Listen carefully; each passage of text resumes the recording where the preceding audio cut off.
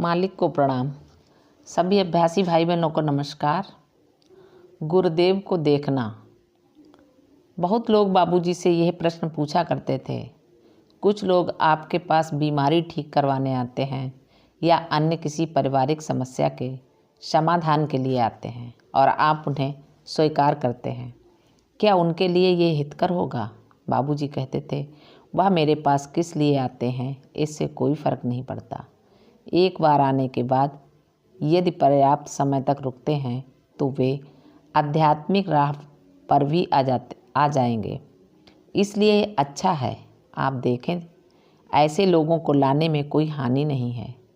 आखिरकार एक पति जो पहाड़ पर नहीं जाना चाहता उसे उसमें मज़ा नहीं आता।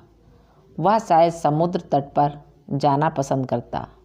हम उसे पहाड़ पर ले जाने में सफल हो जाते हैं। मेरे विचार में शायद ही कोई जोड़ा ऐसे स्थान पर जाता होगा जो दोनों को पसंद है। हमेशा समझौता ही होता है, तो यहाँ भी समझौता क्यों नहीं?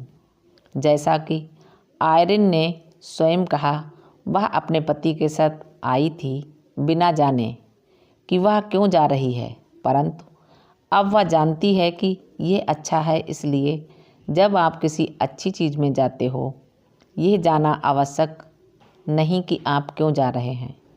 इसलिए जब आपको विश्वास हो कि यह उनके लिए अच्छा है, तो अपने परिवार को न केवल पति या पत्नी परंतु बेटा बेटी को भी प्यार से इस ओर ले आने के लिए मनाने में हिचकिचाहट नहीं होनी चाहिए।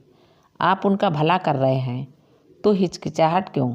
आप देखते हैं कि अब बच्चे आ रहे हैं और वे 12, 13, 14 वर्ष की आयु में ध्यान आरंभ करना चाहते हैं। हमें मना करके उनसे कहना पड़ता है, प्रतीक्षा करो। ये सब ऐसा है क्योंकि वे माता पिता के साथ इस पद्धति में स्वाभाविक रूप से बढ़ रहे हैं और ऐसा ही होना चाहिए। ये अच्छा कार्य करते रहें। गुरुदेव को देखने में 2 समस्याएं हैं, शायद 3, मुझे नहीं मालूम। पहली है कि हमें एक मानव गुरु चाहिए जो हमारे दोषों के प्रति सहानुभूति रखता हो और लगभग हमारे जैसा हो, जिसमें सारी मानवीय कमियां व कमजोरियां हों, परंतु उसमें हमें ऊपर ले जाने लायक संपूर्ण शक्ति हो। तो मेरे विचार में ये पहली समस्या है कि हम चाहेंगे कि गुरु मानव हो, नहीं तो हमें उसका अनुसरण करने में कठिनाई होगी, तो हम उसे मानव के रूप में ही रखना चाहते हैं। शायद यही एक कारण है कि हम गुरु की और उनकी शक्ति की बात करते हैं, उन्हें एक और उनके गुणों को विभाजित करते हैं। मेरे अनुसार यह दोनों एक ही हैं। मैं गुरु के विषय में उनकी शक्ति को अलग करके सोच ही नहीं सकता। ये तो ऐसा करने जैसा है, कहने जैसा है कि आम के गुण से रहित आम है या बिना नींबू के गुण से नींबू। कोई भी वस्तु अपने गुणों के कारण ही वैसी है, तो गुरु में वे बातें कैसे नहीं होंगी जो उनमें होनी चाहिए।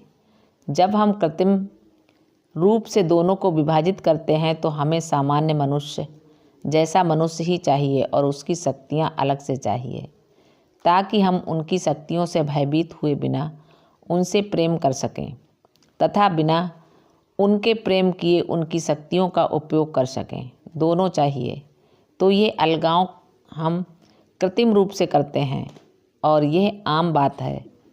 जैसे एक व्यक्ति लखपति से शादी करके पैसे के कारण करना चाहेगा, ना कि उस व्यक्ति के कारण।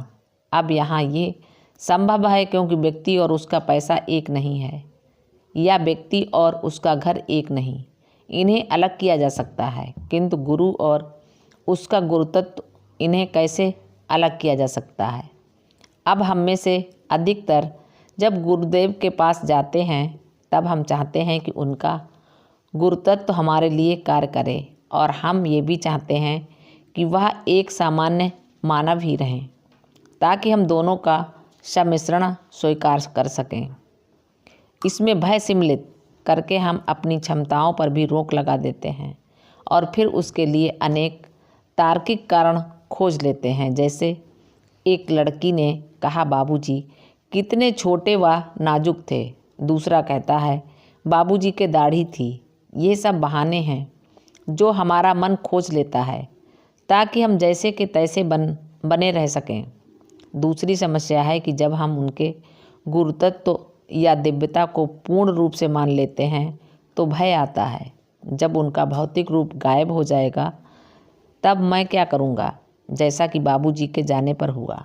ये दूसरा कारण है कि हम उन्हें सदा मानवीय रूप में ही चाहेंगे, बिना अमूर्त गुरु की संभावना के, क्योंकि एक साधारण मनुष्य को स्वीकार करना असंभव है, चाहे वह गुरु हो या नहीं।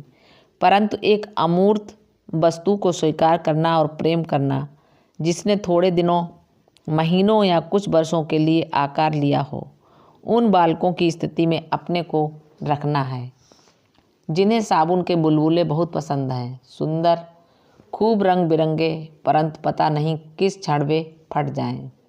ये दूसरा भय है जो हमें गुरु से दूर रखता है। हम उस चीज़ से प्रेम करने में डरते हैं जो शायद भविष्य में हमारे पास न रहे। ये दूसरी अड़चन है। मुझे नहीं मालूम कि कोई तीसरी बात भी है कि नहीं। संभव है कि हो। अगर हम भक्ति व प्रेम के साथ उन्हें पूर्ण रूप से स्वीकार करते हैं तो हमारे स्व के दिव्य होने की संभावना बढ़ जाती है। किंतु हम स्वयं को खोना नहीं चाहते। हम मानव ही बने रहना चाहते हैं। हाथ में आई एक चिड़िया पेड़ पर बैठी 2 चिड़ियों से बेहतर है। आप देखते हैं कि इस आखिरी समस्या से पार जाना सबसे कठिन है। हम उन्हें खो दें, ये दुखदाई होगा, परंतु उतना दुखदाई नहीं जितना कि आपने आपको खोना। और फिर मैं क्या बनने जा रहा हूँ? क्या मैं अपने मानवीय गुणों को रख पाऊँगा? यही सब चीज़ें हमें मृत्यु के बाद के जीवन से संबंधित साहित्य में मिलती हैं। मेरे विचार से ये सब झूठ है। जैसे कि जब तुम मृत्यु रेखा के पार जाओगे तो तुम्हें तुम्हारी महबूबा मृत पत्नी या मृत माँ तुम्हारा स्वागत करने के लिए प्रतीक्षा करती हुई मिलेगी। वास्तविक जीवन में मैं इसकी कल्पना भी नहीं कर सकता, परंतु हम इस जीवन के बाद आगामी जीवन में जाने से इतने भयभीत रहते हैं कि हम इन कल्पनाओं का निर्माण करते हैं और उनका संभावित भविष्य में प्रक्षेपण कर देते हैं। फिर उसके विषय में ऐसे लिखते हैं जैसे वह असली हो। और क्योंकि मानवता का एक बड़ा हिस्सा इसी भय से ग्रस्त है, ऐसी पुस्तकों की लाखों प्रतियां बिकती हैं। अपने गुरु के साथ रहने के पश्चात मैं इस बात की कल्पना भी नहीं कर सकता कि इस जीवन के पश्चात आत्मा का कोई पहचानने लायक व्यक्तित्व रह जाता है। ये जानना है कि ये कौन है या सीमा के उस पार कौन आ रहा है, ये जानना उसके लिए संभव नहीं। इस समय मैं उन अमुक्त आत्माओं की बात कर रहा हूँ जिनका पुनर्जन्म होना है, क्योंकि मृत्यु उनसे इस जीवन की याद छीन लेती है। फिर कौन बालक है, कौन पत्नी है और कौन माँ है। और अगर आत्मा मुक्त है तो वह दीप्तिमान जगत में जाती है और हमसे कोई संबंध नहीं रखती। अगर हम इस तत्व को सही समझ लें कि मेरी मृत्यु पर कोई और मानवीय आत्मा मेरा स्वागत करने नहीं आएगी, तब मानवता को खोने, अपने गुरुदेव को प्रेम करने, उनको समर्पण करने के भय से ऊपर उठने की संभावना हो सकती है, क्योंकि उनके लिए ये सीमा है ही नहीं। वह इस सीमा के पार जीवनों के बीच की इस सीमा के ऊपर नीचे जितनी बार चाहें जा सकते हैं। फिर ये विश्वास पैदा होता है कि जब मेरे इस जीवन का अंत होगा, वह वास्तविक प्रियतम किसी भावनात्मक सीमा पर मेरी प्रतीक्षा नहीं करेगा, परंतु वह मेरे पास होगा, मुझे अपने साथ ले जाने के लिए। यही सबसे बड़ा भय और सबसे बड़ा वायदा दोनों एक साथ हैं। तो ये 3 अत्यंत महत्वपूर्ण कारण हैं कि हम सर्वप्रथम गुरुदेव को स्वीकार करने में असफल रहते हैं। जब तक हम इन तीनों को नहीं कर पाएंगे, हमें इस जीवन से उस जीवन में जाने में अप्रवास व सीमा शुल्क के अधिकारियों का सामना करना पड़ेगा, क्योंकि अप्रवास पूछता है, तुम कौन हो, तुम क्या हो, टैक्स संस्कारों के कारण, और फिर हम उसके बाद कहाँ जाएंगे। हम में से अधिकतर को वापस आना पड़ता है। खेद है, आप सीमा पार नहीं कर सकते। अगले जीवन में आए तो हमें उस पार ले जाने के लिए गुरुदेव की आवश्यकता है, क्योंकि जो भी पैदा हुआ है उसकी मृत्यु भी होगी। इसलिए बिना किसी अपवाद के सबको गुरुदेव की आवश्यकता है। तो अगर आप किसी से इतना प्रेम करते हैं तो क्या आपके विचार में उसे शीघ्र गुरुदेव के पास नहीं लाना चाहिए? क्योंकि जैसा कि बाबूजी ने कहा है, मृत्यु किसी की प्रतीक्षा नहीं करती। हमें नहीं मालूम कि हमारे जीवन का कब अंत होगा। उनके अनुसार बुद्धिमानी की परिभाषा है, जीवन ऐसे जियो जैसे अगले ही क्षण तुम्हारी मृत्यु होने वाली है। परंतु हम ऐसे जीते हैं जैसे अगले ही क्षण लखपति बनने वाले हैं या फिल्मी सितारे बनने वाले हैं, और उसे व्यर्थ गंवा देते हैं। जैसा कि बाबूजी ने कहा, यह परम आवश्यक है। गुरु को खोजो और मिल जाने पर अपने आप को उनके साथ ऐसे बांध लो कि कभी उनसे अलग न हो पाओ। धन्यवाद। मालिक को प्रणाम। सभी अभ्यासी भाई बहनों को नमस्कार।